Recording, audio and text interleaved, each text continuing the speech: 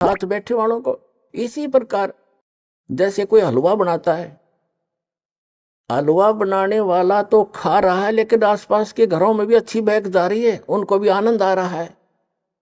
तो इसी प्रकार जो सत भक्ति कर रहे हैं वो हलवा खा रहे हैं और उनके आसपास के मकानों में भी उसकी सुगंध अच्छी जा रही है। हर एक मीट पकावे, आप भी मरे, दूसरों को भी बुरी बदबू जा उसकी। तो इस प्रकार जो सत भक्ति आप जी कर रहे हो ये पूरे विश्व को लाभ होगा।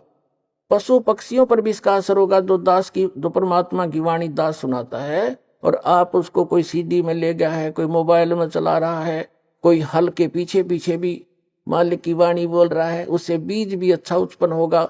उस अन्न को भी जो खाएगा, ऐसे व्यक्ति के बोए हुए को खाने वाले पर भी उसका असर होगा।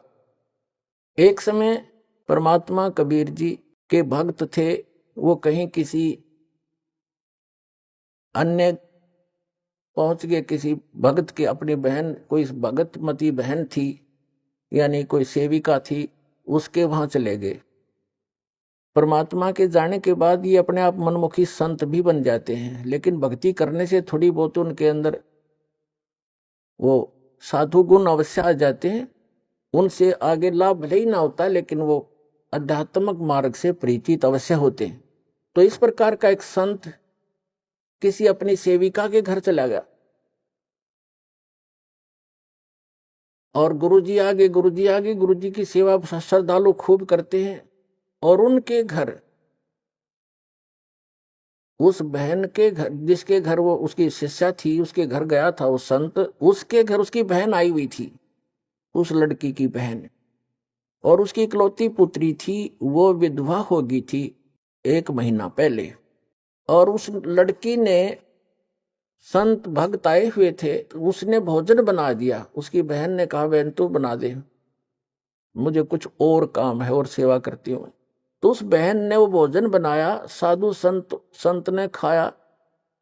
सुबह उठ के उसको सारी रात सपने आए, मेरी बेटी विधवा होगी, हे भगवान क्या होगा, मेरी बेटी विधवा होगी, इसके तो बालक भी छोटे छोटे हैं, अब इसका क्या हाल होगा है। आगे दूसरा पति, उसका भाई भी नहीं था पति का, बटेऊ का, अब इसका क्या रहा होगा, यानी इतनी चिंतित थी। तो सुबह उठ के उस संत ने कहा अपनी शिष्या से, बहन ये कल रात का जो भोजन था ये किसने बनाया था? तो उसने बताया, जी मेरी बहन आई हुई है, उसने बनाया था। अच्छा, क्या उसका कोई कोई आपत्ति है उसके ऊपर, कोई दुख है उसको? कहा महाराज जी घना दुख उसको, तो नाम तो ले नहीं रखी उसने, ले नहीं रखा। उसकी एक का बेटी थी और वो विवाह करा था, 2 बालक छोटे छोटे, उसके पति की मृत्यु होगी, विधवा होगी बेटी, यह बहुत दुखी है। तो पुण्यात्माओं, अब उसके द्वारा बनाए गए वो सोच विचार जो उसके थे उस अन्न में पहुंचे, और उस अन्न को खाने से उस संत भी डिस्टर्ब हो गया। और इसी प्रकार आप इस भक्ति, जैसे बहन बेटियां हैं, अब क्या करती हैं, मोबाइल परमात्मा ने चला दिए और बहुत से सिस्टम ऐसे चल गए हैं।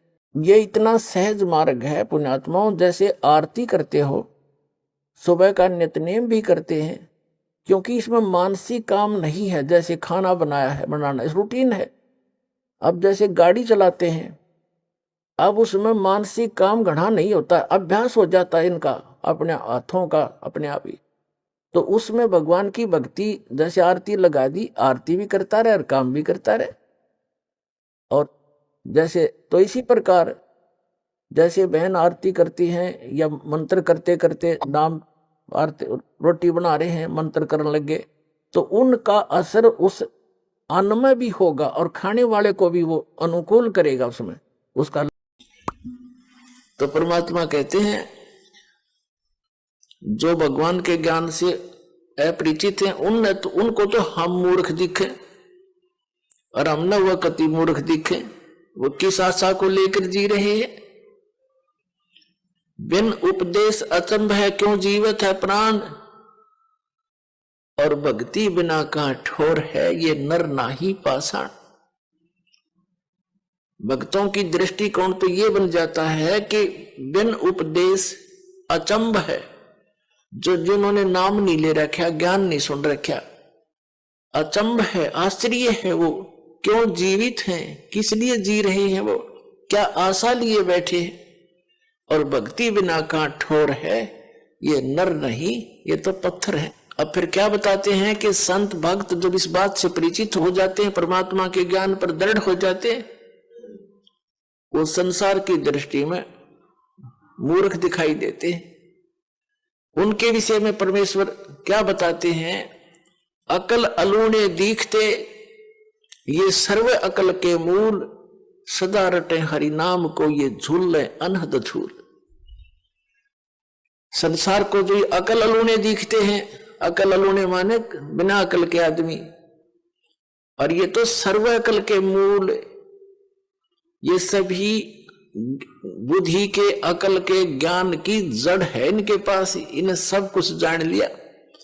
और लोग इसने अकल अलूने के हैं, बिना अकल के सत्संग में जाते हैं, पैसा बर्बाद करते हैं, काम छोड़ देते हैं, और जो सारा दिन वही घर पे रहते हैं, सारा कुछ, सारा जीवन उसी पर लगा देते हैं। एक झटका लगते ही 50,000 की हानि हो जाती है, कोई भैंस मर जाती है, फसल नष्ट हो जाती है, कोई बच्चा बीमार हो जाता है, वो गया सारा कमा कमा। और हम परमात्मा की शरण में आएंगे, ये घटनाएं बचेंगी हमारी, तो हमें तो लाभ हुआ, परमात्मा मिलेगा वो अलग से लाभ हमारे को। तो कहने का भाव ये है कि वो वहां पर रहते हैं और तो भी हानि हो जाती है, और परमात्मा की शरण में जो आते हैं, सच्चे दिल से चलते हैं, उनके वारे न्यारे होया करे। जब भक्ताएं कहानी होगी फिर भक्ति कौन करेगा, जरूरत नहीं फिर भक्ति की, आगे खड़ा पाओगा परमात्मा। बहुत से ऐसे प्रमाण हैं, लेकिन हम उनको थोड़ा सा अवॉइड ही कर लेते हैं कि ऐसा तो वैसे भी हो गया होगा, ऐसा हो गया होगा। एक भक्त बता रहा था, जब मैं उधर से तो सत्संग का समय आ गया, और खेत में सिंचाई भी करनी अनिवार्य थी, तो मैंने सोचा चल देखी जागी, बच्चों को कहा अभी देख लियो, टाइम मिला तो तुम अपना काम संभाल लेना। मैं यहां आ गया, सत्संग में आ गया, और जिस दिन मैं सत्संग में आया उसी दिन नहर से पानी लगाना था, वह नहर बंद होगी किसी कारण से।